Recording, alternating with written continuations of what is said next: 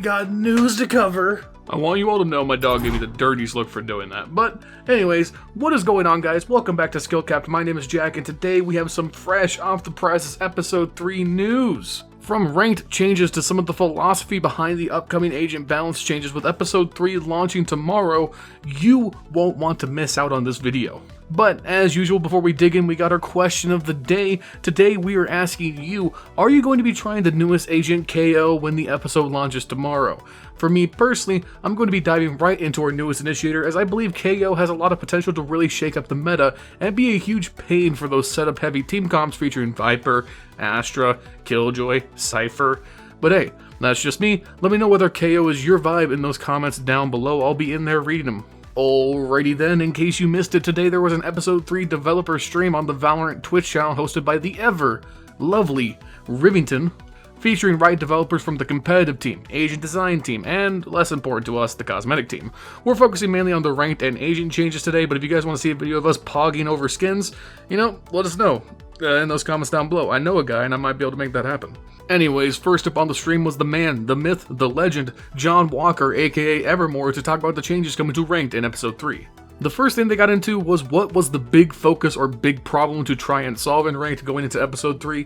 Evermore clarified that the biggest feedback they had been getting was matches feeling unfair in terms of skill disparity, as well as that feel of matches being coin flips. Either easy wins or fast losses with not much in between. So how do you tackle the problem of smurfs, matchmaking accuracy, and making games as even as possible? Well, one step towards that is Riot is disabling some background systems that have been on since the beginning of ranked when the game launched. And this was not clarified very well, so bear with me, we're kind of getting into the weeds a little bit. But one of these systems would adjust how much MMR you would gain or lose based on how many games you had played. This was there to help spread out people to their correct MMR ranks as quickly as possible, but with there being so much background data and games played, Riot are turning this off to help make your rank a more realistic picture of your skill instead of being inflated or deflated depending on these background systems you could not control. To go along with that, another background system is being disabled that would affect how much ranked rating you would receive on a win or loss.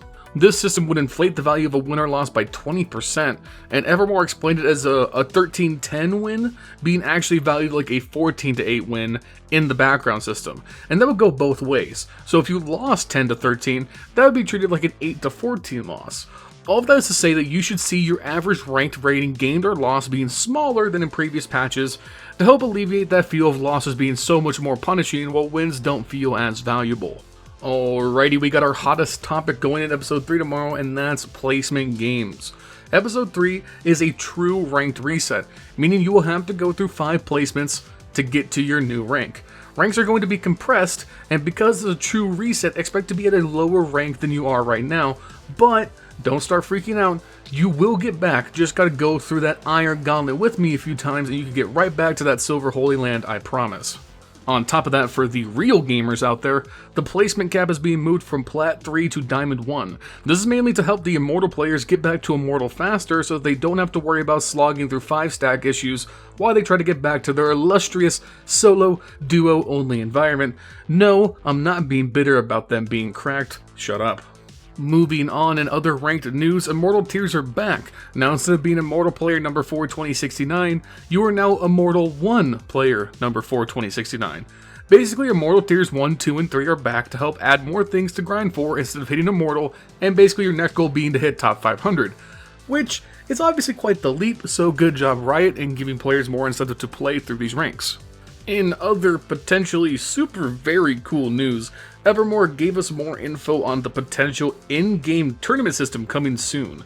You get 4 of your buddies together and compete in tournaments that will happen at various times during the act. If you manage to luck out and win one of these tournaments, to put it directly as Evermore said it, you get the Willy Wonka golden ticket to an end of act tournament to really show your stuff. This could be a huge opportunity for players on the outside looking in on the pro scene, so keep an eye out for this because if it does come out, it'll change how we find talent in the pro scene for sure. This is really awesome and I do hope this happens, it would be sick. Finally, wrapping up our ranked discussion, we got some goals for 2021 and the long term. The big thing is the ongoing investigation into lowering the Smurf population. Evermore hopes episode 3 is a small step forward, but it's by no means a complete solution. Something they are looking into is adding more reasons for people to play ranked on their main account so that players don't hit the rank they want to, and then go what now and decide to climb on a new account instead. Part of that is a new account leveling system coming tomorrow in episode 3.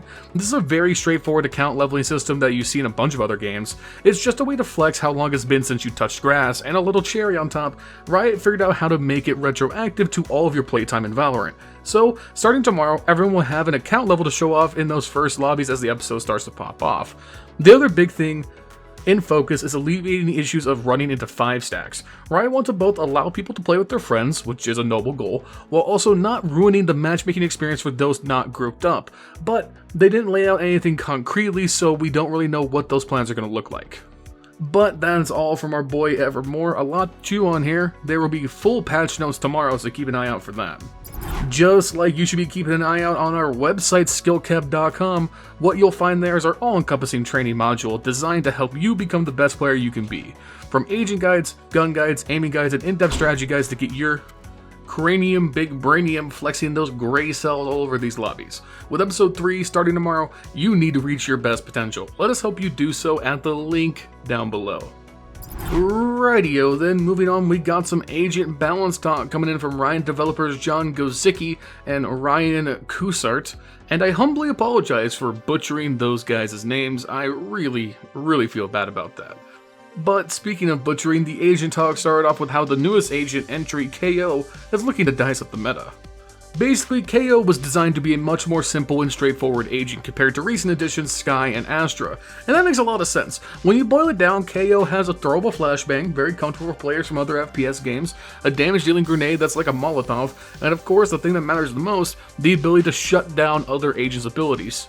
Suppression is the real unique part of KO, as it's a new debuff to the game, and what allows that unique gameplay element of saying no to all of that utility. They go on to elaborate how KO really is set up to be a true initiator and front-of-the-line agent, tossing flashes and suppressing knives to lead the charge. KO is best when used with the team, and his kit does not cater well to lurking. I'm looking at you, Duelist mains. So overall, KO is meant to be similar to Breach or Skye, but with less setup heavy, and more kind of like a fire, forget, and push playstyle of an agent. Maybe a bit closer to Phoenix in terms of role, but having more utility to offer the team. The devs also said that they think KO can be an interesting stopgap to post-plant meta. It's not a 100% hard counter, but a well-timed suppression will be one of the few non-bullet-in-the-head solutions to dealing with post-plant utility spam. It'll be very interesting to see how that one plays out. I have a lot of skepticism about this actually being able to stop post-plant meta, but I don't know, I have to get my hands on the agent first to really feel that one out. Lastly, we got some talk about the agent balancing changes coming in episode 3, and we'll be talking a lot about those in the coming days and weeks, but Riot really looked to shake up the whole meta with all the changes to prices and ultimate costs. Overall, these price adjustments should bring a bit of the focus back to abilities accentuating gunplay as opposed to abilities dominating gunplay. And to go with that, Breach, Skye, and Astra received some hefty reworks, and mostly, mercifully so, both Breach and Skye went down from 3 flashes to 2, thank God.